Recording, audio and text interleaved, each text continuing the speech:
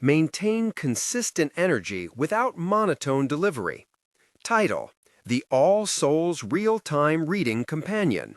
Author: Deborah Harkness. Contents: Title page, Copyright page, About the book, About Deborah Harkness, Praise for Deborah Harkness, A Discovery of Witches, Real-Time Reading Calendar, Real-Time Reading Companion Notes, Shadow of Night, Real-Time Reading Calendar, Real-Time Reading Companion Notes, The Inspiration for A Discovery of Witches and the All Souls Trilogy, Discover the World of, Photograph Credits, A Discovery of Witches, Copyright 2015 Deborah Harkness.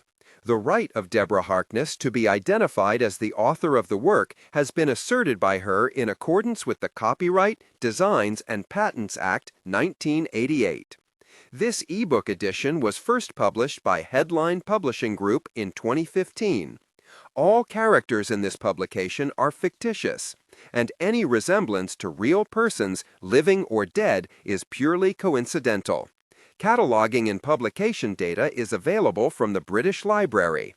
Author photo credit, Vanya Stoyanova. ESBN 978-1472-31352. Headline Publishing Group. An Hachette UK company. Carmelite House. 50 Victoria Embankment, London, EC4Y0D. www.headline.co.uk. www.hachette.co.uk. Praise for the Book of Life. Rich in arcane detail, fans will relish this exotic cauldron of romantic fantasy. Sunday Mirror. I could not imagine a better way to leave my favorite characters, and trilogy, The Book of Life, is stunning. Compelling reads. A perfect ending to a spellbinding trilogy. Harkness has woven her characters into my life. This is a series I will be rereading in the not-too-distant future.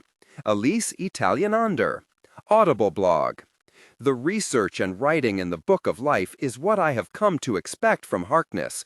Erudite, engaging, and clever, using her academic knowledge to underpin a sweeping and increasingly complex tale. The Book of Life was worth waiting for, and comes highly recommended. Curious book fans. A beautifully written, fitting end to a wonderful trilogy. Notes of Life. Praise for Shadow of Night. Magnificent sequel to A Discovery of Witches. Her weaving of time and ancient lore, of modern science and alchemy, or vampires, demons, and all too mortal humans is magical and utterly addictive. Manda Scott. An inventive addition to the supernatural craze. Recounted with enchanting, page-turning panache. Marie Claire. We devoured it. If magic, witches, vampires, love, lust, and time travel are your thing, with cameos from Queen Elizabeth I and Shakespeare, Shadow of Night is your perfect companion. Glamour. As with the first book, comparisons to Twilight from previous reviewers do it no justice. This is truly a gem of a book that deserves to stand on its own. British Fantasy Society. Praise for A Discovery of Witches. Gripping and impossible to put down, this is Twilight for grown-ups. A wonderful read. Katie Forday. A romp through magical academia. Guardian. Romantic, erudite, and suspenseful. Oh, The Oprah Magazine. A spellbinding saga. Unputdownable. Woman Home. It begins with absence and desire. It begins with blood and fear. It begins with. Black is the badge of true love lost. The Hue of Demons, and the Real-Time Reading Calendar. Message from Deborah. Around September 2008, I started writing what would turn out to be A Discovery of Witches.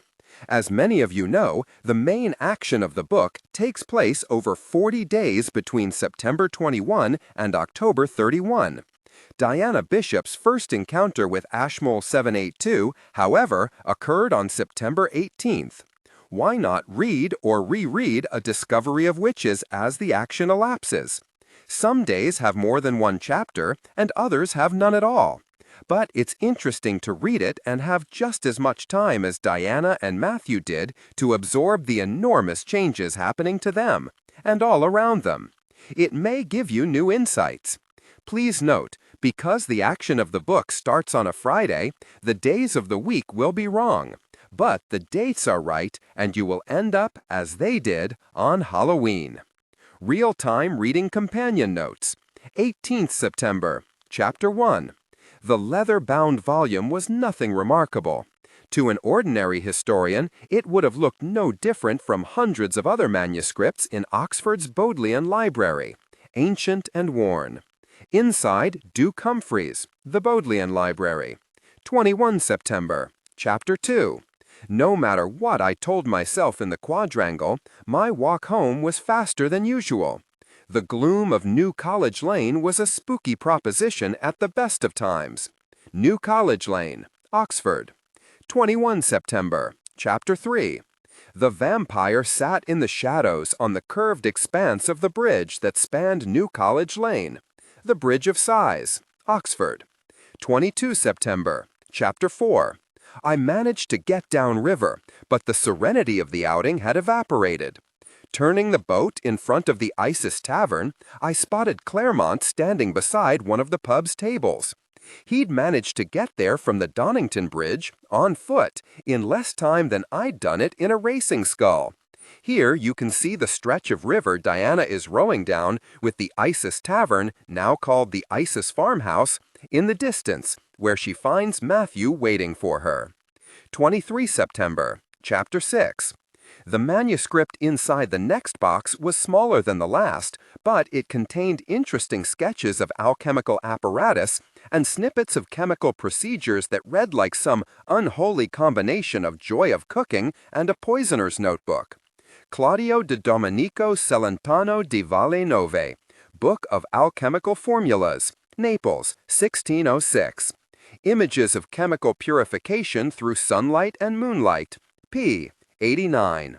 Manly Palmer Hall Collection of Alchemical Manuscripts, http://www.getty.ed/research/special-collections/highlights-alchemy, index.html. 24 September, Chapter 7. We walked in silence for a few minutes, wrapped up in the gray fog and the strangeness of being alone. Witch and Vampire. Christchurch Meadow, Oxford. 25 September, Chapter 8. A two-story Tudor manor house was arranged around a central courtyard. Its bricks glowed in the illumination of powerful spotlights that shined through the branches of gnarled oak trees to light the face of the building. My inspiration for the old lodge was Speke Hall, near Liverpool, owned and operated by the National Trust. It's not exactly true to the Cotswolds in architectural style, but I visited this house for the first time in 1973. I was 8, and it has been the house of my dreams ever since. If you are in the north of England, please stop by to visit the house and support the National Trust's efforts to preserve British heritage. 25 September, Chapter 8. My sister Louisa, he said, coming around the counter with a fully outfitted tea tray. He looked up at the canvas, his face touched with sadness.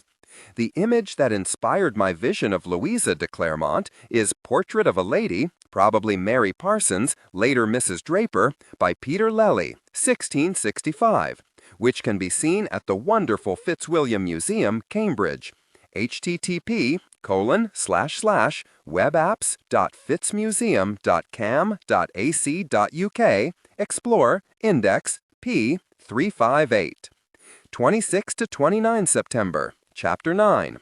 Pulling up to what had been the back entrance of an old hunting lodge, where rough brown stone stood in sharp contrast to the creamy stuccoed front, he climbed out of his Jaguar and lifted his bags from the trunk. Here you encounter Hamish Osborne's Scottish Hunting Lodge for the first time. In case you are wondering about my inspiration, it was Chattel Herald in Hamilton, Scotland. Built in 1732 as a hunting lodge for the Dukes of Hamilton, Chattel Herald is all that remains of a once grand estate. Can't you just picture Matthew and Hamish playing chess here? 26 to 29 September, Chapter 10. Fleeing from the warden's lodgings, I turned toward my old refuge in the cloisters, and walked among the pillars until my pulse stopped racing. My mind was occupied with only one question: what to do now that two witches, my own people, had threatened me in the space of a single afternoon. New College Cloister, Oxford University. Maintain consistent energy without monotone delivery. 26 to 29 September, Chapter 10. I glanced through the small window stuck into the swinging door that led to the upper reading room, and I gasped. The room was full to bursting with creatures. As a research student at Oxford, I spent a lot of time in libraries. College libraries like All Souls, Merton, Corpus Christi, the History Faculty Library, as well as most of the reading rooms at the Bodleian. When I wasn't in Duke Humphreys looking at rare books and manuscripts, my friends knew they could find me in the Bodleian's upper reading room, surrounded by index cards and notes. The amazing architecture, painted friezes along the walls, and the collection of portraits atop the bookcases provide plenty of inspiration for any historian or novelist. 30 September, Chapter 11. He pulled off Holywell Street into the arched gates of the lodge. Fred glanced at the car and grinned before looking discreetly away. View from the east end of Holywell Street looking west with New College on the left. 1 October. Chapter 12. Matthew shook his head. No, it was 1811. I stared in astonishment at the almost 200-year-old wine in my glass, fearing it might evaporate before my eyes. A bottle of 1811 Chateau Yquem, now known as Chateau d'Yquem, but that name was not used in the 1811 label. This was the famous Comet vintage that Matthew gives to Diana. A bottle of this wine was sold in the summer of 2011 for approximately $123,000 US. I was not the buyer. Read more about it here.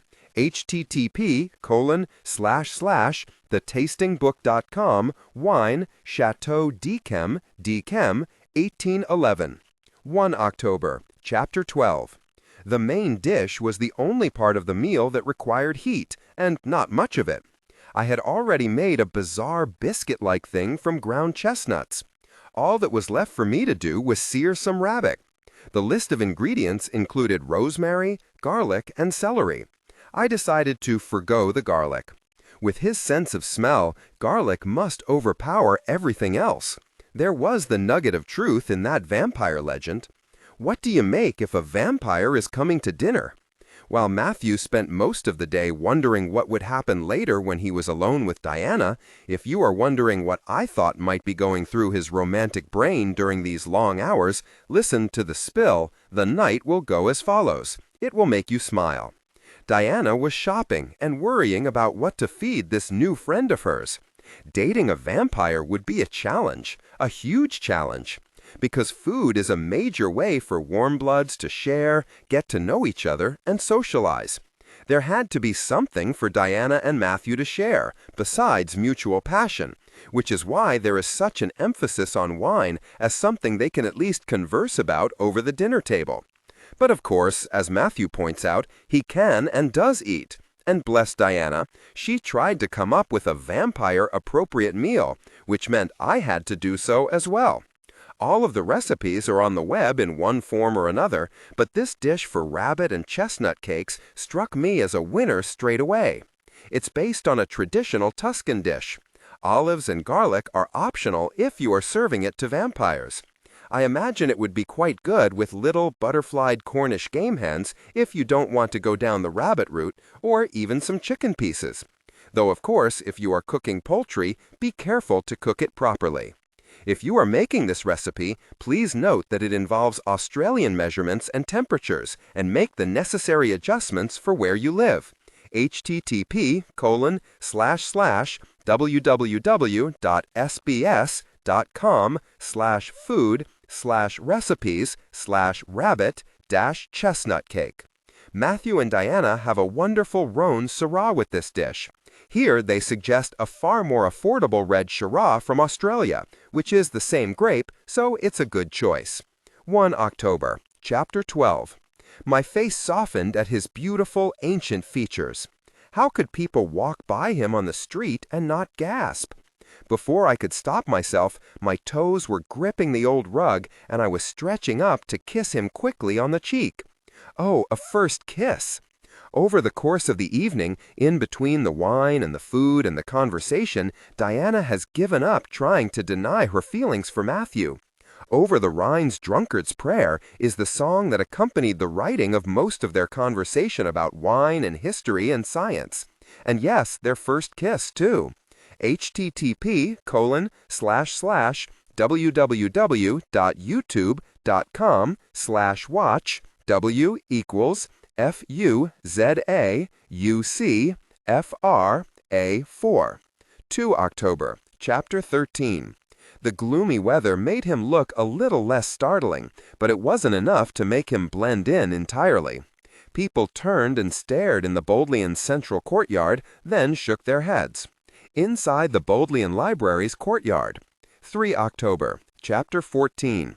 A pair of ornate scrolled gates guarded his college as if it were Wonderland. The All Souls College Gates, Oxford. 5 October, Chapter 15. It had been no more than an hour since I'd been with Matthew, but the sight of him stretched out among the first bay of Elizabethan desks in one of the medieval wing's purgatory chairs was welcome. Inside Duke Humphreys, the Bodleian Library. 6 October, Chapter 17. In the center of rolling hills was a flattened peak dominated by a crenellated hunk of buff and rose stone. 7 smaller towers surrounded it, and a turreted gatehouse stood guard in front. This was not a pretty fairy tale castle made for moonlit balls. Château Dauphine, near Pont Gibault, in the Auvergne, the castle that served as the model for Sept Tours. 7 October, Chapter 19. Fly, I encouraged her silently. Rakasa shot forward as if she'd been slapped on the rump, and my instincts took over. An Andalusian horse, the breed that Yasabo rides. 8 October, Chapter 21. This vampire didn't care who knew he was different. His wolfish expression was the only imperfection in an otherwise angelic face, with symmetrical features and dark hair worn curling low onto his collar. Andrea del Sarto, Portrait of a Man, my inspiration for the character Domenico Michel. 10 October, Chapter 26. I needed no encouragement to be with you. You say you've loved me since you resisted hitting me with an oar on the river. His eyes were unguarded. I've loved you longer than that, since the moment you used magic to take a book from its shelf in the Bodleian. Moon Song by David Berkeley. I listened to a lot of David Berkeley writing A Discovery of Witches because Berkeley captures the bittersweet nature of love and longing so perfectly. http://www.youtube.com/watch FUZAFRA4. 11 October, Chapter 27. Matthew met my eyes with difficulty. They were full of pain and a vulnerability that he'd carefully hidden before now. It broke my heart. I can't risk it, Diana, he said. I want you, more than anyone I've ever known. Iris by the Goo Goo Dolls, a song all about letting yourself be vulnerable with the one you truly love. http://www.youtube.com/watch FUY equals NDWOUOFAW. 12 October, Chapter 39. We descended towards something that looked like a crater, set apart from the surrounding countryside by yawning ravines and overgrown forests. It proved to be the ruin of a medieval castle, with high walls and thick foundations that extended deep into the earth. Image of Château des Moureaux in the Auvergne, my inspiration for La Pierre. Maintain consistent energy without monotone delivery. 13 October, Chapter 32. We turned down the rutted road leading to the Bishop House. Its late 18th century lines were boxy and generous, and it sat back from the road on a little knoll, surrounded by aged apple trees and lilac bushes. My inspiration for the Bishop House was actually a house one of my grandfathers built in western Massachusetts around 1750. Many settlers to upstate New York came from western Massachusetts, and they built farmhouses that looked like those they grew up in. 14 October, Chapter 34. A thick brown envelope wormed its way through a crack in the green-painted paneling next to the fireplace. Once it had worked itself free, it shot across the keeping room and landed, face up, in my lap. Colonial houses had separate rooms for meeting guests, dining, cooking, and sitting as a family. The most formal of these rooms was usually the parlor, and the family's room was often called the keeping room. In the Bishop House, I put an extension on the back of the original house. Sarah's office is the old parlor. The keeping room, though once the more casual room, is now used as the formal living room in the house. 1519 October, Chapter 37. There was an anomaly in the forest, felt rather than seen. It was a bending of the fading light, a sense of momentum, an aura of dark intention. My head swiveled over my shoulder. "Someone's here," I said. The Gloaming by Radiohead sets the perfect atmosphere for Diana's realization that she and Matthew were in danger. https://youtube.com watch WXW4UZDJS LQ. 1519 October, Chapter 37. I am Juliet Durand. Gold Dust Woman by the Spill Canvas was always Juliet's song in my mind. Enjoy this cover of a Fleetwood Mac classic. https://youtube.com watch WKIW2GNGLM. 2021 October, Chapter 38. I traveled countless miles that night, fleeing from place to place, never more than a step ahead of whoever was pursuing me.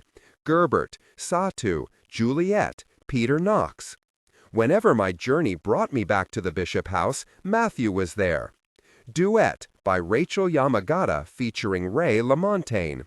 This song perfectly captured Matthew's mood while he watched Diana fight to survive and her efforts to come back to him. https://youtube.com watch WV2EO09I5WMA. 22-28 October, Chapter 39. Above me, the branches of the tree were cracked and withered. Bare limbs forked and forked again into shapes reminiscent of a stag's horns. Ancient stag-headed oak. 29 October, Chapter 40. The two young men had stormed out of the room when we broke up to go our separate ways, mumbling something about getting milk. They'd then climbed into Marcus's car and torn down the driveway. One of Marcus's sports cars, his was navy, and the one he drove to Madison, a Ferrari 250 GT SWB California Spider. You can see why Matthew told Nathaniel, no speeding. 30-31 October, Chapter 41. In this room, we understand why such a war might be fought. It's about Diana and the appalling lengths the congregation will go to in an effort to understand the power she's inherited. It's about the discovery of Ashmole 782 and our fear that the book's secrets might be lost forever if it falls into the witch's hands. The Pearl by Emmylou Harris. This is the song that I heard for the conventicle's call to battle. Even now, I can't listen to it without thinking of the group gathered at the Bishop House before Diana and Matthew time-walked. https://youtube.com watch WFDNT46OT. 31 October, Chapter 42. The bag held a ring made of 3 separate gold bands twisted together. The 2 outer bands were fashioned into ornate sleeves, colored with enamel and studded with small jewels to resemble embroidery.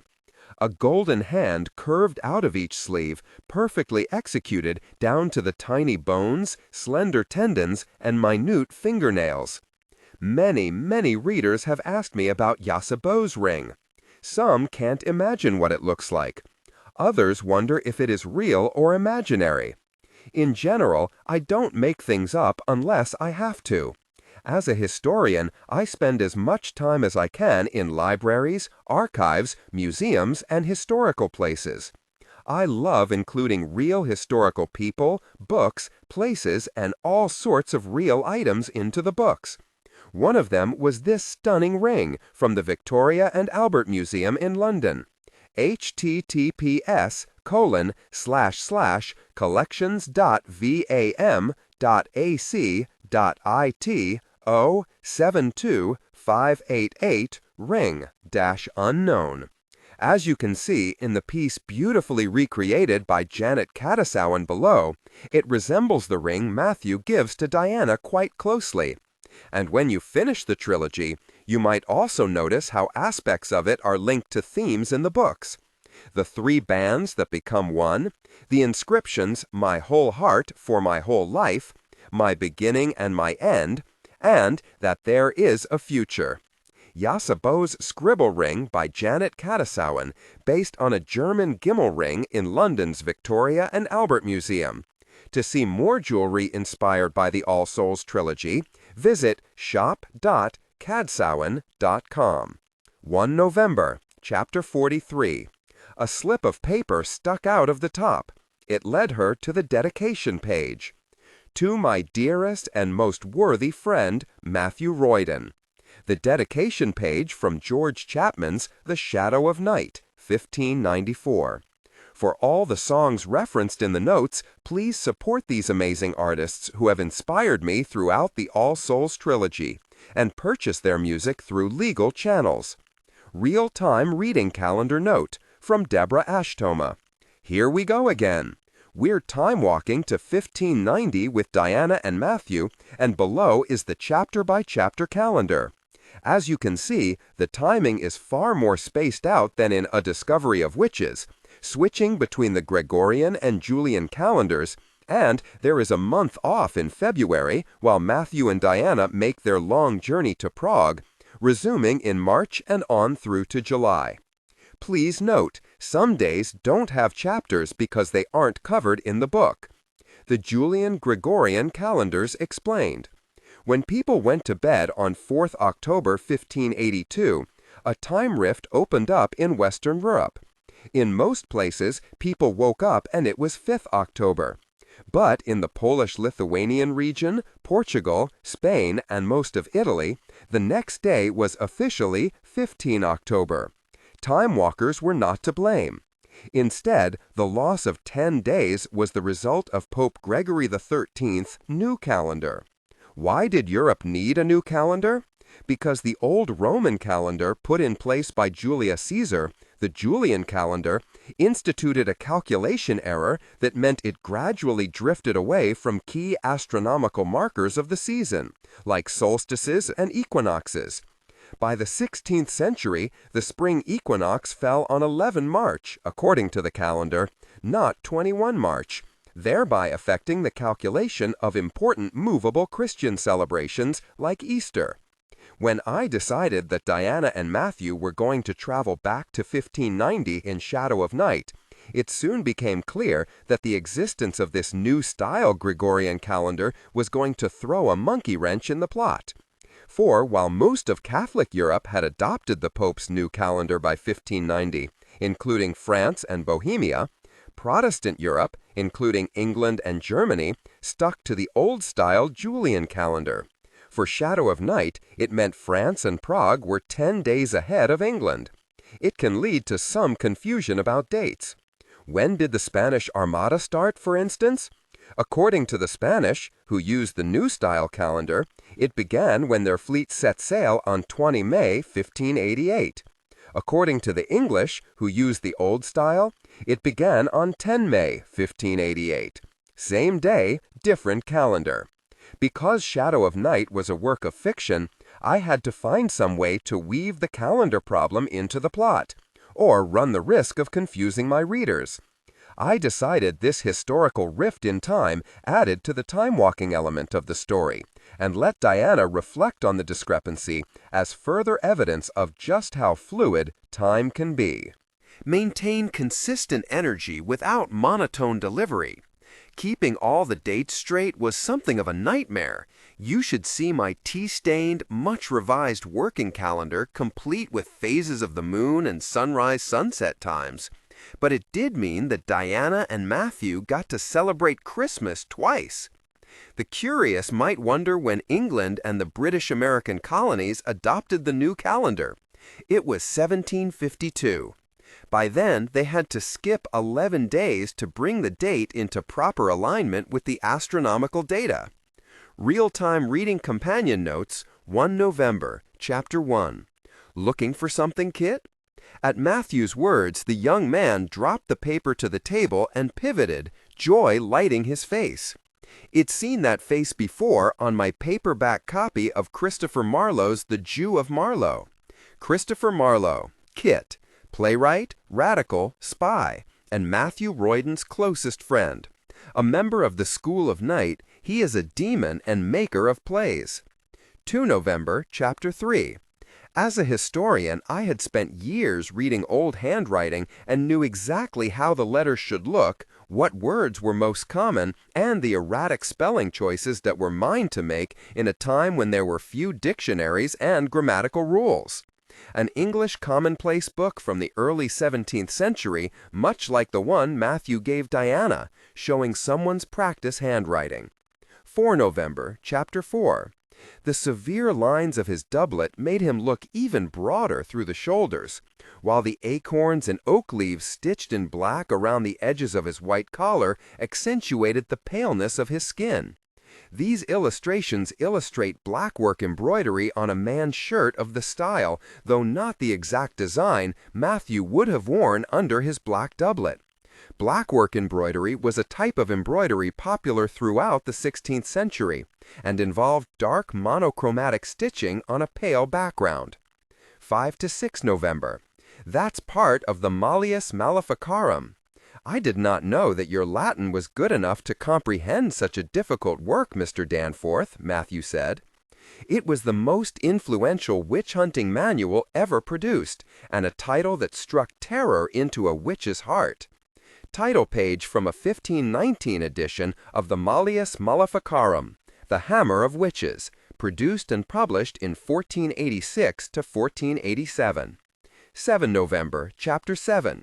Few scholars had reason to poke through the bizarre range of books and objects that Gonzalez had collected over the years.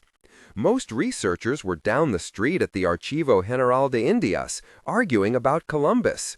The Archivo General de Indias, Seville. 8 to 26 November, Chapter 8. Raleigh had accompanied us from the Old Lodge to Portsmouth, and had piloted the boat that took us to Guernsey. Sir Walter Raleigh. 8 to 26 November. Immensi tremor oceani, Matthew whispered as he contemplated the heaving seas. Staring out across the bleak water, he had all the expression of a carved figurehead. Immensi tremor oceani, the tremor of the immense ocean, is the motto of a French chivalric order founded in 1496 by King Louis XI, the Order of Saint Michael, the patron saint of Mont Saint Michael. This is an illustration from the first page of the Order's statutes, showing the heraldic chain associated with membership and some of the Order's original 35 knights surrounding the king. 8 to 26 November. After braving the exposed sands around Mont Saint Michael at low tide and traveling inland, the Clairmont allies welcomed us into the city of Fougères and lodged us in a comfortably appointed tower on the ramparts overlooking the French countryside. Château de Fougères, France. 8 to 26 November. This was René's favorite hunting lodge. It was so full of life when he lived here, with artists and scholars in every room. Château de Bauguet, the hunting lodge of René of Anjou, France. 24 November, Chapter 8. We reached the stone walls and timbered houses of Saint Benoit on schedule, just as Philippe had commanded. Saint Benoit du Sault is a real village in France and well worth the visit. 26 November, Chapter 8. When I had first seen Matthew, my instinctive response had been to run. But Matthew, large and brooding as he'd been that September night in the Bodleian Library, hadn't appeared half so otherworldly. And it wasn't because Philippe de Clairmont was a monster. On the contrary, he was quite simply the most breathtaking creature I had ever seen. Supernatural, preternatural, demonic, or human. Immortal Memory by Lisa Gerard and Patrick Cassidy. This is and always will be, as far as I'm concerned, Philippe's song. http://youtube.com watch v=vdu dvibu3e. 5 to 6 December, Chapter 11. The air felt full, tingling with an almost electrical current. I half expected to hear a rumble of thunder. The atmosphere was so thick. Peter Knox had been mentally invasive, and Satu had inflicted great pain at Lapierre, but this witch was different and somehow more dangerous. The Wizard by Bat for Lashes. http://youtube.com watch v=x5bndxwe. 8 November, Chapter 12. He silenced me with another kiss while he lifted the heavy chain from my shoulders. Maintain consistent energy without monotone delivery. We broke off momentarily so Matthew could get it over my head. Then his hands breached the crenellated line of pickadilles where sleeves met bodice. His fingers slid among the gaps, searching out a weak point in the garment's defenses. This is the model I used for Diana's wedding dress, from a portrait by Lavinia Fontana of an anonymous lady of the court from c. 1590. As you can see, I stuck very close to the image, right down to the pickadilles. It is actually surprisingly difficult to find portraits of women from around 1590, or at least to accurately date portraits from that period, as women's fashion was in a major upheaval. This is very French in style, and much simpler than what was being worn in England at a similar moment. In a few weeks, when you see English and then Czech fashion, you will be amazed that these gowns were all worn at approximately the same time, given their striking differences. It is additionally challenging to find women's clothes that I could actually see Diana wearing without too much difficulty or complaint. Matthew might have struggled to get Diana out of this gown, but at least I could imagine her agreeing to put it on. 17 December, or Saturnalia, Chapter 13. The clock shuddered to a stop in its splintered wooden case. Scotta. Philippe looked sadly at his ruined clock. Monsieur Finet, God rest his soul, would not be pleased with your improvements to his design. Matthew waved the smoke from his eyes as he bent to take a closer look. Every year, Philippe tries something new. Jets of water, chiming bells, a mechanical owl to hoot the hours. He's been tinkering with it ever since King Francois lost it to him in a card game. This is Oronce Fiennes, 1494 to 1555, lost clepsydra, or water clock, an ancient method of keeping time, which he gave to King Francois I of France, and which has since disappeared. http://ref-drouot.com/res-enchères-drouot.jsp ID 1493384. Oronce Fine. 25 December, Chapter 15. It looks like a demented hedgehog, I observed. The London skyline was filled with needle-like spires that stuck up from the huddle of buildings that surrounded them. Detail from a London panorama, Vischer, 1616, showing St. Paul's Cathedral in the center, Baynard's Castle on the river to its left, and the Blackfriars to the left of Baynard's Castle. 26 December, Chapter 16. Matthew shared his memories of the city during the course of the afternoon as the tide rose and fell.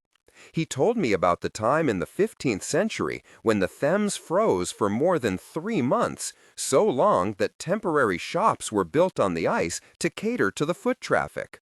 Though the River Thames in London is a tidal estuary, it does sometimes freeze over. During the early modern period, Europe experienced widespread climate change. Known at times as the Little Ice Age, this drop in temperatures led to many challenges as arable land decreased and harvests were poor. But challenges could sometimes provide opportunity. When the river froze, it drove London's busy watermen out of business as they could not ply their oars or their trade by shuttling passengers from the playhouses of Southwark to the city. Instead, people walked across the river. And in a city that was full of trade regulations, this led to the establishment of a free market zone of shops, dramatic entertainments, temporary pubs, and eating establishments, you name it. These moments of hard freeze were called frost fairs, and sometimes artists preserved them on canvas, as in the frieze of 1683-4, pictured on left below. The incident Matthew refers to was in 1410, when the Thames froze for 14 weeks. 28 December, chapter 16. My forehead creased. Why had Matthew given me a prayer book? Turn the page, he urged, his hands heavy and quiet against the small of my back. On the reverse was a woodcut of Queen Elizabeth kneeling in prayer. Skeletons, biblical figures, and classical virtues decorated each page. The book was a combination of text and imagery, just like the alchemical treatises I studied. Image from the prayer book known as Queen Elizabeth's Prayer Book, first printed in 1569 and reissued many times during the Queen's long reign. It is often referred to as a Protestant book of hours because of its lavish illustrations. More information about the book can also be seen here. http://www.lambethpalacelibrary.org/content/Elizabeth-prayer book. 29 December, chapter 16. When Matthew turned us toward the city, I looked up. There was St. Paul's. I'm not likely to get lost with that in the neighborhood, I murmured. As we made our slow progress toward the cathedral, my senses grew accustomed to the chaos, and it was possible to pick out individual sounds, smells, and sights. Bread baking, coal fires, wood smoke, fermentation, freshly washed garbage courtesy of yesterday's rains, wet wool. Of all the things I've enjoyed most about writing the All Souls trilogy was a chance to bring late 16th century London, the London I spent more than 15 years researching as a scholar, to life for my readers. I know a lot about the city during the reign of Elizabeth. Not everything, but a lot. Some of it made its way into my history books and articles, but not all of it. My challenge in Shadow of Night was to paint a portrait of the city that was as round and real and three-dimensional as possible. It was all the more important to me because the Elizabethan city is barely perceptible in modern London. Much of what Diana and Matthew would have known was destroyed by fire in 1666 or by bombs in World War II. I did what I could to reconstruct it with words and hoped your imaginations would fill in the rest. 29 December, chapter 16. Her feet twinkled in the firelight, the silver embroidery on her richly colored slippers picking up hints of red, orange, and gold. A woman's shoe from the 16th century showing insects, a spider, at the Metropolitan Museum of Art, NYC. http://www.metmuseum.org/collection/the collection online search 11127.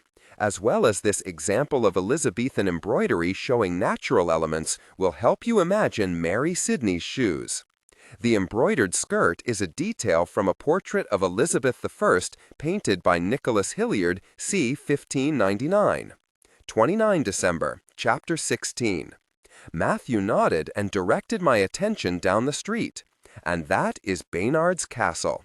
It was the largest building I had seen yet, except for the Tower, St. Paul's, and the distant prospect of Westminster Abbey. Baynard's Castle. 30 December, Chapter 17. Or you could see Nicholas Vallian, Jacqueline suggested. He is expert with metals, Mistress Royden, and also makes fine clocks. Like many of the Elizabethan figures in the book, Nicholas Vallian was a real craftsman. He was a French Protestant who fled his native country for religious reasons and took up residence in the Blackfriars. This carillon clock, made by Vallian in 1598, is one of the earliest musical clocks in existence. When you listen to it, just think you are listening to something that people were listening to more than 400 years ago. Listen to it here. http://www.youtube.com/watch v = AO2DVK7MH. 31 December, Chapter 18. Have you seen Mary's laboratory? I exchanged the shapeless gray coat for my cloak before sending Joan away to tend to her other duties.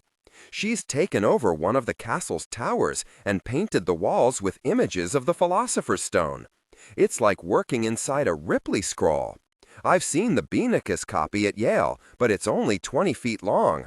These are photographs I took of Yale's Ripley scroll, the very same one Diana describes here. It is hard to picture them all at once in a continuous 40-foot-high mural, but that's the great thing about fiction. You can imagine what an impact they would make. The images in the Ripley scroll present an allegorical representation of the making of the Philosopher's Stone. Maintain consistent energy without monotone delivery. The study of chemical imagery like this is Diana's research specialty. Ripley scrolls are very rare. Only around 24 survive and are infrequently displayed because of their fragility. Sometimes, as with the Yale example, the scrolls were cut in sections to keep them from being damaged by unrolling them. Image of Soul, Ripley scroll, Beinecke Library, Nellen MS 41, Yale University. You must make water of yerth, and earth of year, and year of ye fear, and fear of yerth. Alchemical Allegory, Ripley scroll, Beinecke Library, MS Mellon 41, Yale University. Step in the making of the Philosopher's Stone, Ripley scroll, Beinecke Library, MS Mellon 41, Yale University. Image of the Red Elixir, Ripley scroll, Beinecke Library, MS Mellon 41, Yale University. 12 January, Chapter 19. The area surrounding St. James's Church was far more prosperous than the Blackfriars, with spacious, well-kept streets, large houses, busy shops, and a tidy churchyard. The parish of St. James Garlichithe, where Susanna Norman, Goody Alsop, and the rest of the Garlichithe gathering lived, was a prosperous area in the Elizabethan city of London. You can explore all of early modern London at the wonderful site dedicated to the map of early modern London at the University of Victoria. https://mapoflondon.uvic.ca. 18 January, Chapter 22. A silver tree grew from a small seed in the bottom of the flask. Branches had sprouted from the trunk, forking out and filling the top of the vessel with glittering strands. Tiny beads at the ends of the branches suggested fruit, as though the tree were ripe and ready for harvesting. "The arbor Diana," Mary said proudly. Alchemists produced effects in their experiments that caused great wonder, like the arbor Diana. Today, we know it as a dendritic amalgam of crystallized silver, but in the 16th century, it was seen as a mystical revelation about the creative, generative properties hidden in the natural world. This image captures modern attempts to replicate the alchemical process that Mary Sidney performed in her London laboratory. 21 January, Chapter 23. A transparent creature with the reptilian head of a dragon hovered in the air, bright wings striking the rafters and sending the ghost scuttling for cover. It had only 2 legs, and the curved talons on its feet looked as deadly as the points along its long tail. "How many legs does it have?" Marjorie called, unable to see clearly from her position. "Is it just a dragon? Just a dragon?" "It's a fire drake," Catherine said in wonder. The inspiration for Diana's familiar, Cora, taken from 17th century engravings and watercolors. 22 January, chapter 23. My thoughts drifted while Mary worked. The day was sunny, and a beam of light sliced through the smoky air and fell on the mural depicting the alchemical dragon. I sat forward in my chair. "No," I said, "it can't be." But it was. The dragon was not a dragon, for it had only 2 legs. It was a fire drake and carried its barbed tail in its mouth, like the Ouroboros on the de Clairmont banner. The fire drake's head was tilted to the sky, and it held a crescent moon in its jaws. A multi-pointed star rose above it. Matthew's emblem. Detail from the Ripley scroll, images of which decorate the walls of Mary Sidney's laboratory. 26 January, chapter 24. Whether for propriety's sake or to avoid his disorderly brood, Dr. D was strolling in his brick-walled garden as if it were high summer and not the end of January. He was wearing the black robes of a scholar, and a tight-fitting hood covered his head and extended down his neck, topped with a flat cap. A long white beard jutted from his chin, and his arms were clasped behind his back as he made his slow progress around the barren garden. Portrait of John D. from the Ashmolean Museum collection. The description above was based on research into Dee's house at Mortlake, this portrait, and the interviews Elias Ashmole conducted in Mortlake in the 17th century after Dee's death, where he interviewed villagers about Dee's appearance and behavior. 28 January, chapter 25. I believe that your husband and his friends call me the Old Fox. I am also, for my sins, the Lord High Treasurer. The shrewdest man in England, and certainly one of the most ruthless, allowed his words to sink in. His kindly expression did nothing to diminish the sharpness of his gaze. William Cecil was sitting in my parlor. Portrait of William Cecil, c. 1590, from the workshop of Marcus Gerarts. William Cecil was Elizabeth's most trusted minister and adviser. 30 January, chapter 25. And silver and black are the Queen's colors. That's why Walter is always wearing them, Mary explained, smoothing the puffed sleeves. But my favorite garment by far was the white satin petticoat that would be visible at the front of the divided skirts. It was embroidered, too, with mainly flora and fauna, accompanied by bits of classical architecture, scientific instruments, and female personifications of the arts and sciences.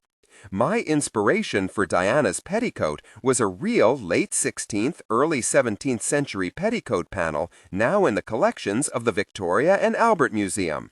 https://collections.vam.ou/item 08543 petticoat-unknown. The dress Diana wore over it to meet the Queen was based on this portrait, c. 1589, Elizabeth Bridges, maid of honor to Elizabeth I. The petticoat panel would have been the dramatic front portion that showed between the separated skirts. They are drawn together here, but you can see the silvery trim where the opening was. 30 January, chapter 25. The most lavishly dressed, heavily scented, and thickly painted creatures in the room turned slightly to study us. Their movement revealed Elizabeth, the queen bee seated at the center of the hive. My heart skipped a beat. Here was a legend brought to life. As Elizabeth aged, her portraits grew more stylized, fantastic, and iconic. As a result, it can be hard to imagine what the Queen really looked like. Artists didn't want to paint an unflattering picture. In 1590, Elizabeth would have been 57, and I imagine this is as realistic a likeness as we are likely to have. A portrait of Queen Elizabeth I, painted sometime between 1585 and 1590 by an unknown artist, possibly Marcus Gerarts, owned by Helmingham Hall, Stowmarket, Suffolk. 1 February, chapter 26. Rod. It was a confusing rune, one that stood for both an arrival and a departure, a journey's beginning and its ending, a first meeting as well as a long-awaited reunion. Gallowglass's hand closed around the bit of wood. This time, its meaning was clear. You travel safely too, Auntie Diana, and bring that uncle of mine with you, Galloglash said to the sea and the sky. Runes were a Germanic alphabet used widely throughout the Norse world of Northern Europe and into the Anglo-Saxon period in the British Isles. Rod, Anglo-Saxon, is the same rune as Rido, Proto-Germanic. Inscribed runestone, 12th century, is the Vaksala runestone near Uppsala, Sweden. Diana and Matthew are now on their way to Prague, which means Galloglass gets the last word for about 5 weeks. To send us off into our journey, here's what I think of as Galloglass's theme, The Gale, Promontory by Circa Paleo. http://www.youtube.watch=kxgu7hnypg. 11 March, Chapter 27. After we'd lived out of saddlebags and a single shared trunk for weeks, our belongings had arrived 3 days after we did at the tall, narrow house perched on the steep avenue leading to Prague Castle, known as Sporringasse. Maintain consistent energy without monotone delivery. Our German neighbors presumably dubbed it Spur Street because that was the only way you could persuade a horse to make the climb. This is the house in Prague, in the Malastrana district, on a steep street leading to the castle, that was the inspiration for Diana and Matthew's house. 11 March, Chapter 27. The artist had covered the outside panels with a velvety black pigment. A wizened tree shimmering in the moonlight spanned the 2 front panels. A tiny wolf crouched in its roots, and an owl perched in the upper branches. Both animals gazed at the viewer knowingly. A dozen other eyes shone out from the dark ground around the tree, disembodied and staring. Behind the dead oak, a stand of deceptively normal trees with pale trunks and iridescent green branches shed more light on the scene. Only when I took a closer look did I see the ears growing out of them, as though they were listening to the sounds of the night. Hieronymus Bosch did several large altarpieces, though none like the one I described in the book. Instead, I used this Bosch drawing for inspiration, and imagined how it might have been a study for a large, now lost piece of art. The Trees Have Ears and the Field Has Eyes by Hieronymus Bosch. 24 March, Chapter 28. It's an automaton, Jack, Matthew said, picking the thing up. When he did, the stag's head sprang open, revealing the hollow chamber within. This one's meant to run down the emperor's dinner table. When it stops, the person closest must drink from the stag's neck. Why don't you go show Annie what it does? The automaton, Diana and the Stag, that Rudolph sent Diana was based on a piece owned by the Metropolitan Museum of Art in New York City. It is by a German maker, Joachim Freiss, from about 1620. Automata were popular in the period and were made in many European cities. http://metmuseum.org/collection/the collection online search /1936-23-24 March Chapter 28. The man bowed. Joris Hofnagel. The calligrapher, I said, thinking back to Pierre's remark about the ornate penmanship on Matthew's official summons to Rudolph's court. But that name was familiar. The artist, Galloglass corrected gently. Joris Hofnagel was one of the foremost artists of the late 16th century. Here is a portrait, and some of his artwork including a calligraphic manual and an illustration of Diana and Actaeon. Many museums have pictures by Hofnagel. Here is a partial list. http://artists/Hofnagel-Joris.html. 4 April, Chapter 29. Back at the Three Ravens, I was still taking my cloak off when an 8-year-old boy and a flying mop practically knocked me off my feet. The mop was attached to a lively pink tongue and a cold black nose. The breed that inspired Lobero, the Commandor. This is a younger dog, whose coat hasn't fully grown into the long, mop-like strands. It is probably just about the age that Lobera was when Rudolph sent him to Diana. 4 April, chapter 29. Then we crossed over a wide street and passed through a gate into the Jewish town. More than 5,000 Jews lived in this small enclave smashed between the industrial riverbank, the old town's main square, and a convent. I visited Prague when I was researching locations for Shadow of Night. Here are a few photos I took of the Jewish town, also known as Josefov, and the Jewish ghetto. The back of the old new synagogue, Prague, completed around 1207, and an old metal sign near Herr Meisel's house, the grave of Rabbi Lowe, and the Jewish cemetery. 8 April, chapter 30. In spite of her name, Diana doesn't like hunting. But it's no matter. I will fly the merlin, Matthew said. This small, feisty bird of prey was the model for Sharka. 8 April, chapter 30. Master Habermal stopped by. Your compendium is on the table. Erasmus Habermal, c. 1538 to 1606, was one of the 16th century's most prominent mathematical instrument makers. I used elements from several of his known instruments and combined them into a new device. Listed below are the instruments from which I drew inspiration. The first was not by Habermal, but another period instrument maker named Johann Anton Linden, and it provided me with the general structure of Diana's compendium, onto which I then projected Habermal's style. Johann Anton Linden's compendium held by the British Museum. http://www.britishmuseum.explore highlight objects /pemla/astronomical compendium. Compendium by Erasmus Habermal, once owned by Johannes Kepler, c. 1600. National Technical Museum, Praha, INVI number 5792-16-4X16X8. http://frombork.art.pl/WP content uploads sites inventory WVN view JIKINS.html. Erasmus Habermal's Astronomical Compendium, Louvre.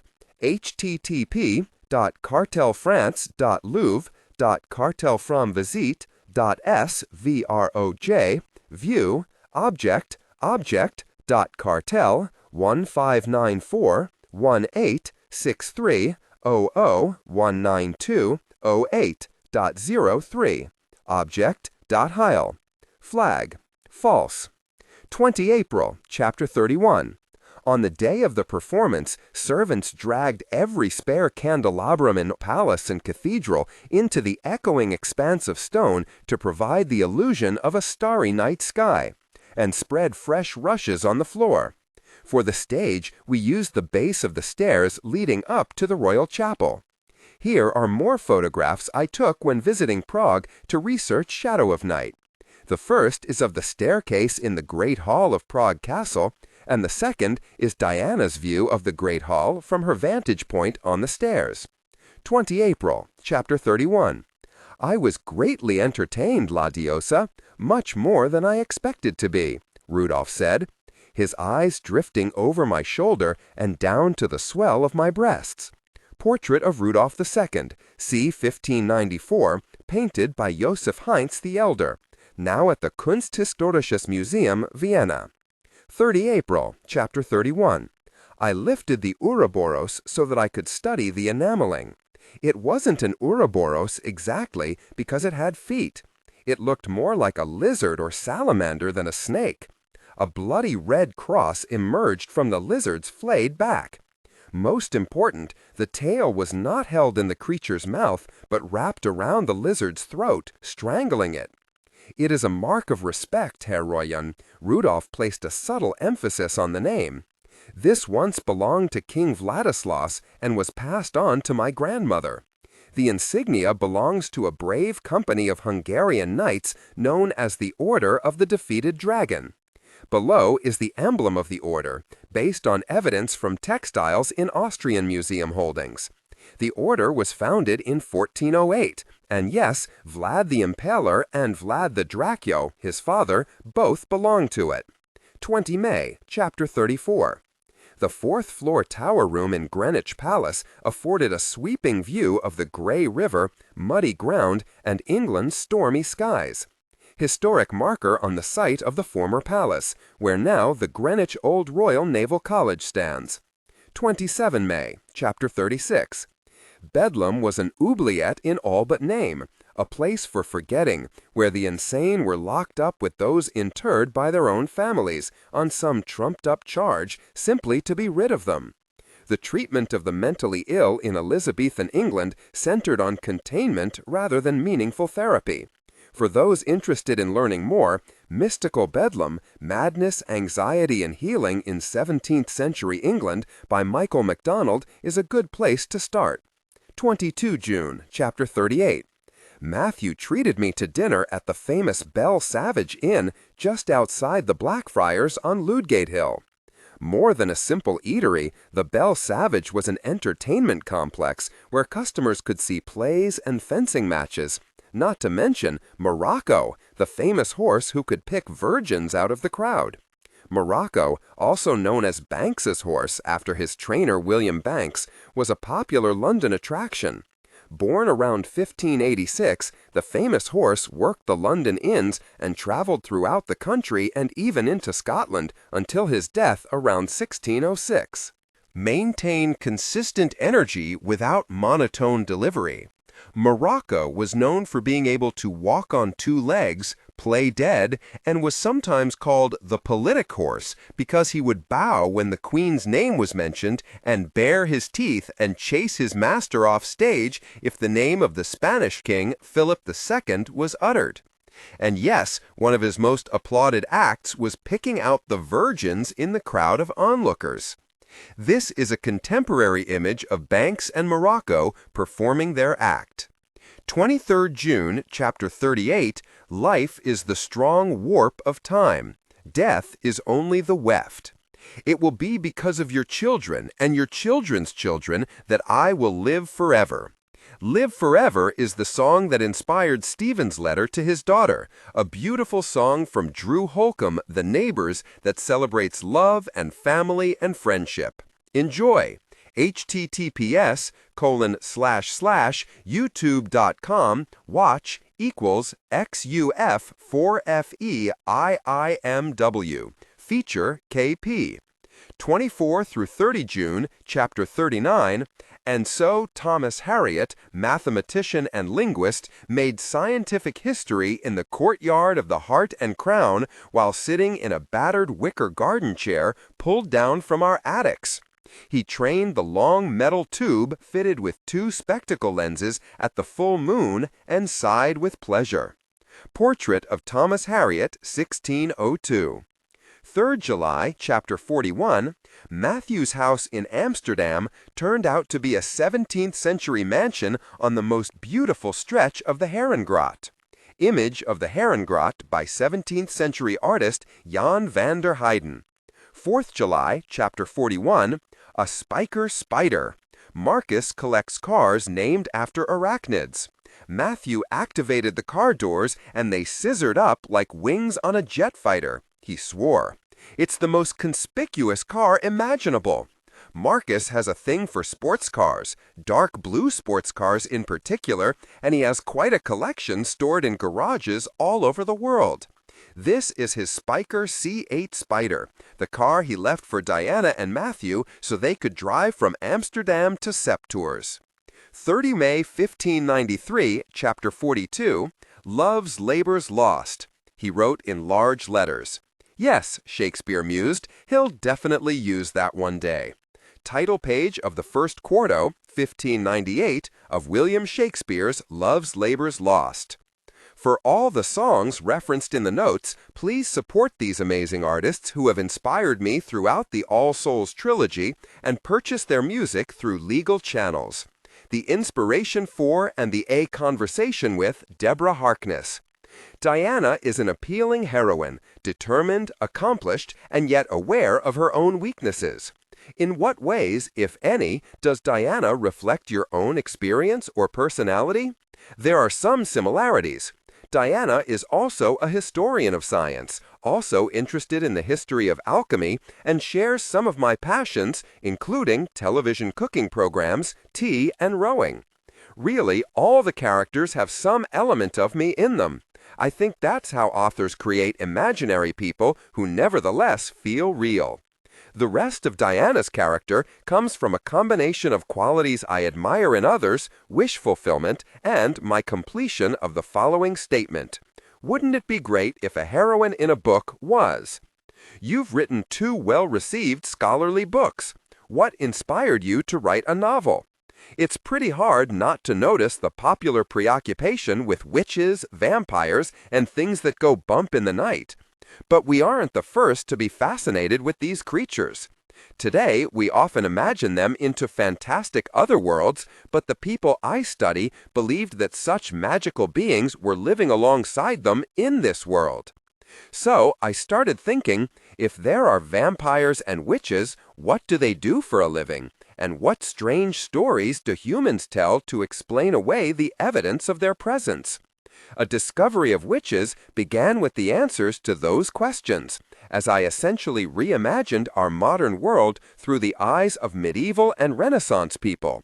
Matthew observes that Diana sees her work as a historian as similar to that of a detective. Is this how you approach your own research? Is a novelist also a type of detective? I definitely see my historical work as a process of detection. Historians fit pieces of evidence together and hope that they eventually form a coherent picture. Often, a historian's most compelling questions, and the most difficult to answer, concern personal motivations and why something happened the way it did. These are questions we have in common with detectives. Fiction is more like alchemy, though. You take a little of this, a little of that, combine it, and hope that something wonderful occurs so that your creation is greater than the sum of its individual parts. Novelists, like the alchemists of old, know that true creation takes time and patience, and that it's likely you'll have many disasters and failures before you achieve success. How did you become interested in the intersection of alchemy, magic, and science? Historically, what do you see as the relationship between science and religion? In college, I had a wonderful professor who taught a class on these subjects. To kick off the class, he asked us, "How do you know what you think you know?" I've spent the last quarter century trying to answer that question. Because the world is a mysterious place and our relationship to it is not always clear, people have often turned to science, faith, and magic for answers. They help people find responses to the questions of who am I and why am I here?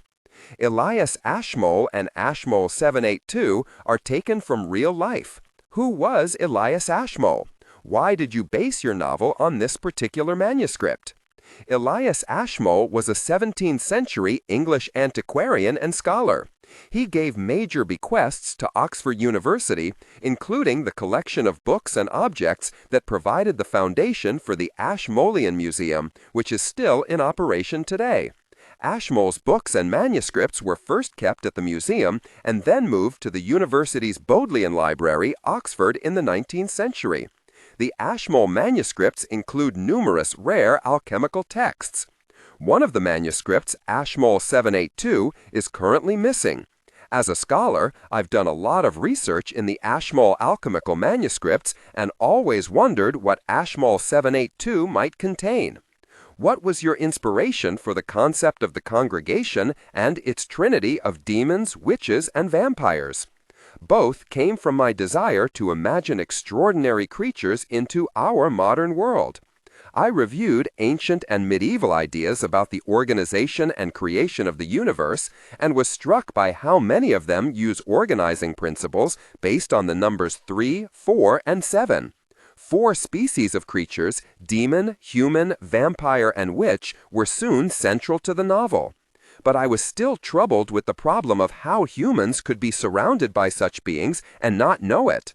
The congregation was useful in resolving that issue because it's an organization dedicated to preserving and protecting demons, vampires, and witches from the majority of the population, which is human. From the publication of Bram Stoker's Dracula in the 19th century to the current Twilight series, vampires have always fascinated the reading public. What is the appeal of the occult novel? What kind of freedom from the ordinary does it provide, both for readers and writers? Vampires are relative newcomers among the supernatural creatures who have fascinated readers.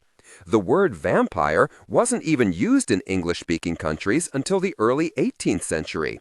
Before that, readers were far more interested in ghosts, devils, witches, demons, and exotic hybrid creatures like dragons and the basilisk. The appeal of all these creatures, and vampires too, is that they help to explain the inexplicable. Readers and writers are given the opportunity to suspend belief and wonder, how do I know there aren't witches? And even more important, what if there are? When writing a novel that involves the supernatural, it's necessary to create a framework for that invented world, a set of rules to maintain consistency and credibility. Maintain consistent energy without monotone delivery. How difficult is it to establish that kind of structure and to faithfully work within it? As a historian of science, I study the changing ideas that past generations have had about the world and how it works. Throughout history, most educated people believed in a theory of creation that was essentially alchemical. For example, some combination of opposing elements resulted in new life if subjected to the right celestial and terrestrial influences. This was entirely logical, given their understanding of the world and how it worked. A number of ancient and medieval worldviews helped me create the logic and structure of the world of a discovery of witches. Once those were in place, I found them very helpful in imagining what could and could not happen in it. Discover the world of vampires. Vampires. The common opinion of vampires is that they are cold, focused, and dangerous, whereas vampires themselves are proud of their elegance and discipline. They are charming, yet have a tendency to unveil a darker side when they smell blood. Vampires love wine. Given their bottomless bank accounts and the years they've devoted to collecting great bottles from the world's best producers, it's no surprise that they have terrific cellars. Sparkling, white, red, or fortified, all wine is fascinating to a vampire thanks to their long memories and preternatural palates. Witches. Witches are well known for being the most natural of creatures. Family and strong lineage are incredibly important, though witches also pride themselves on being open and warm when forming friendships. Witches have strong and reliable instincts and can be relied upon for their worldly knowledge. Daemons. Daemons are creative, artistic creatures who walk a tightrope between madness and genius. They live life in a chaotic fashion, yet show great affection for those around them who share their ideals. Daemons are exceptionally talented and often have a love for music. The origins of daemons are complicated, with many being born into human families who are unaware of their offspring's unusual character. Humans. Humans are rational, sensitive beings who thrive in the company of others. They show talent in many different ways, ranging from academic interests to more practical endeavors.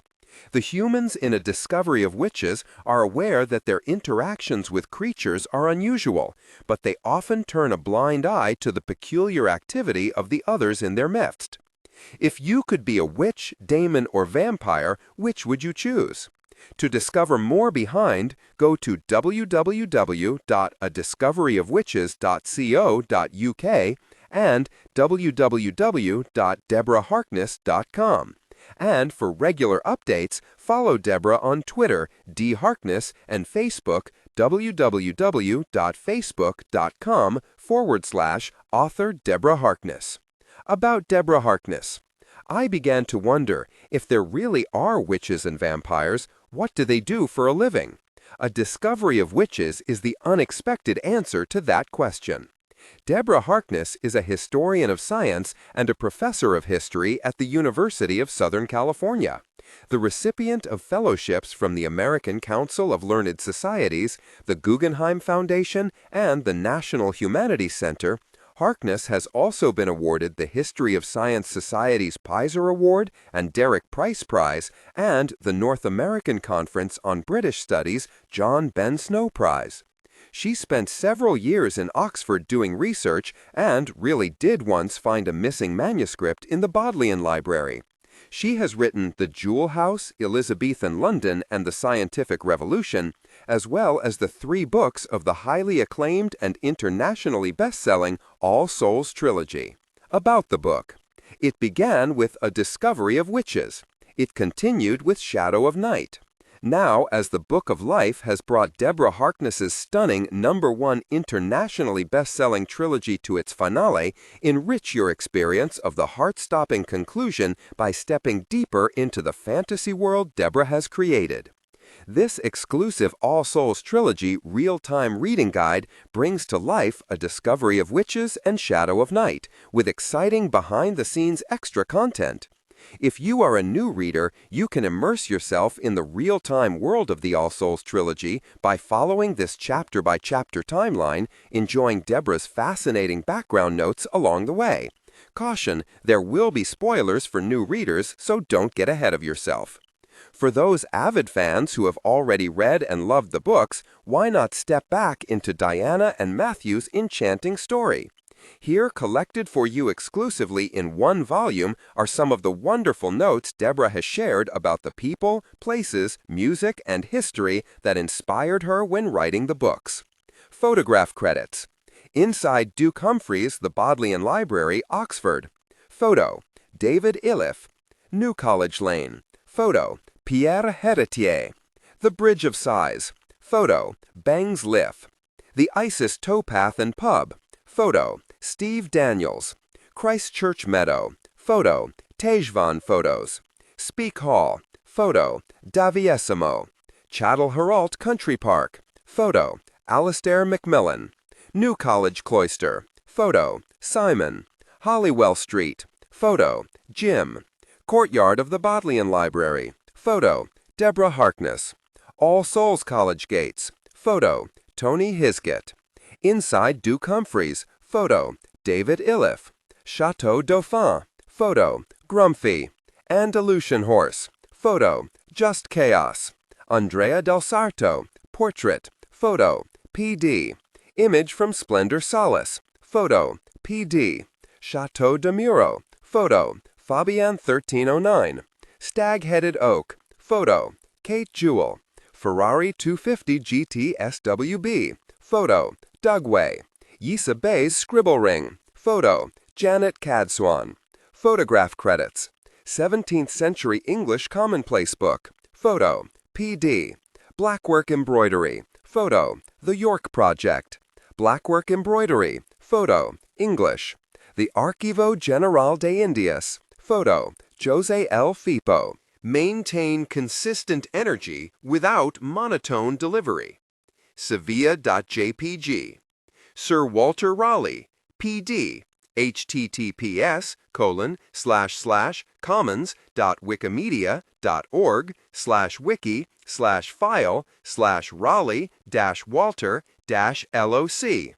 Chateau de Fougères. Photo, unmodified. Indian Joe.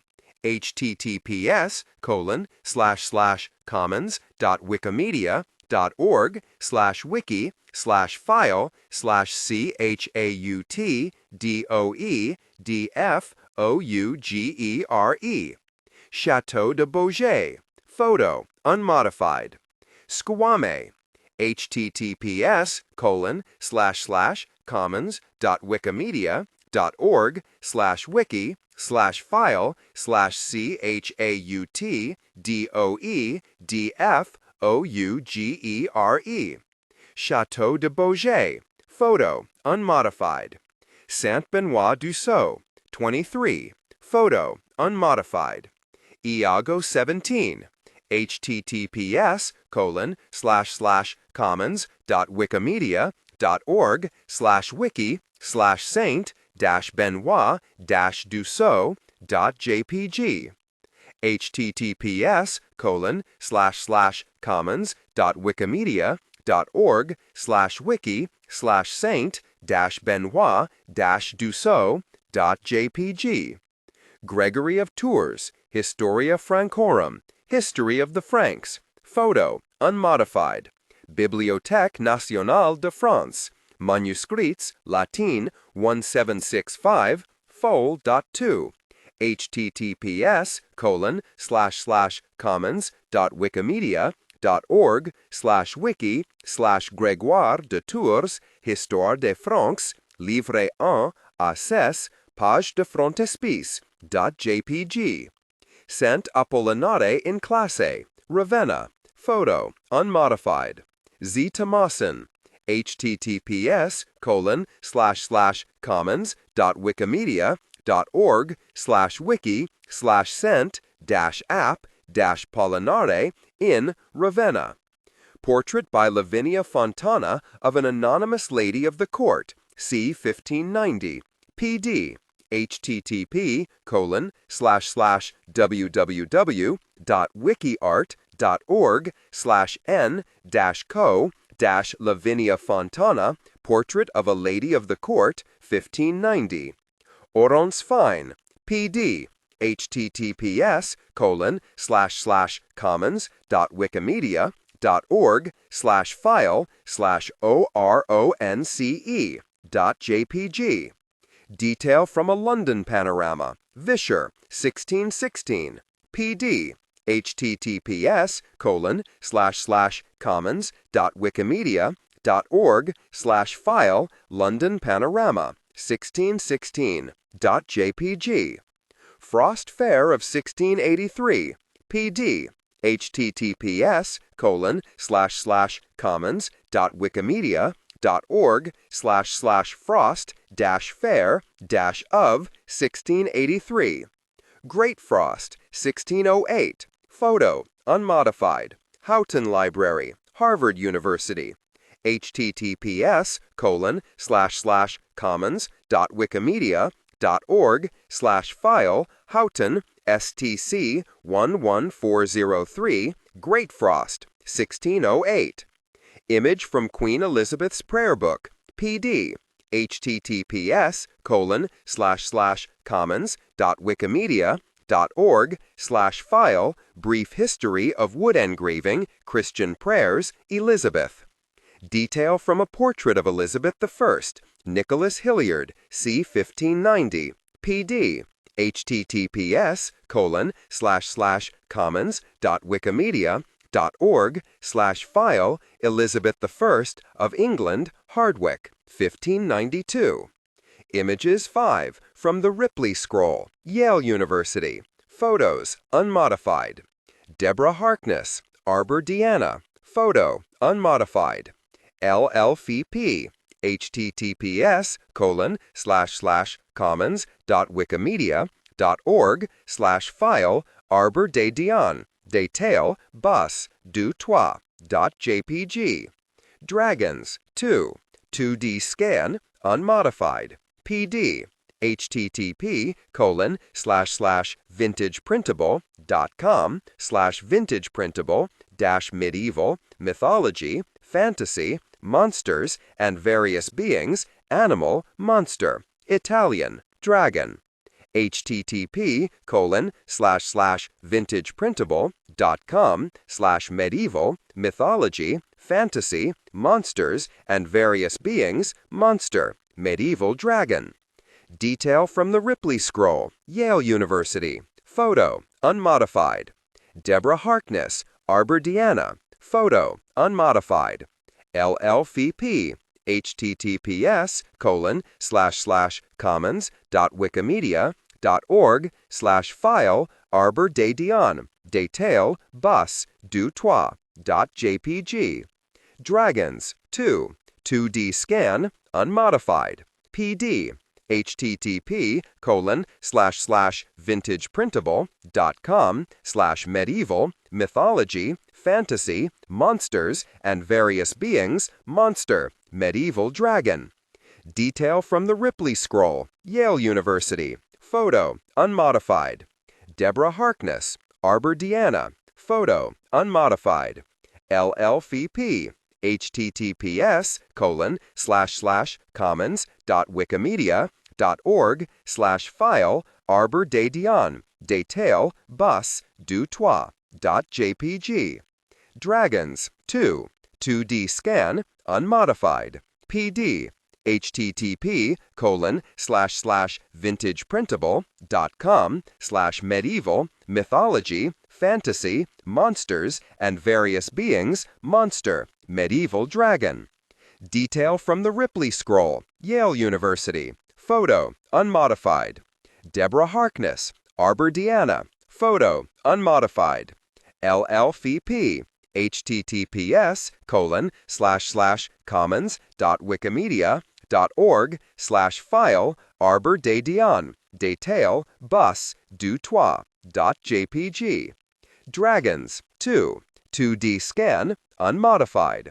PD, http://vintageprintable.com/medieval mythology fantasy monsters and various beings monster medieval dragon. Detail from the Ripley Scroll, Yale University. Photo, unmodified. Deborah Harkness, Arbor Deanna. Photo, unmodified. LLVP, https://commons.wikimedia.org/file Arbor de Dion, detail, bus, du toit.jpg. Dragons, 2D scan, unmodified. PD, http://vintageprintable.com/medieval mythology monsters and various beings monster medieval dragon. Detail from the Ripley Scroll, Yale University. Photo, unmodified. Deborah Harkness, Arbor Deanna. Photo, unmodified. LLVP, https://commons.wikimedia.org/file Arbor de Dion, detail, bus, du toit. Dragons, 2D scan, unmodified. PD, http://vintageprintable.com/medieval mythology monsters and various beings monster medieval dragon. Detail from the Ripley Scroll, Yale University. Photo, unmodified. Deborah Harkness, Arbor Deanna. Photo, unmodified. LLVP, https://commons.wikimedia.org/file Arbor de Dion, detail, bus, du toit.jpg. Dragons, 2D scan, unmodified. PD, http://vintageprintable.com/medieval mythology monsters and various beings monster medieval dragon.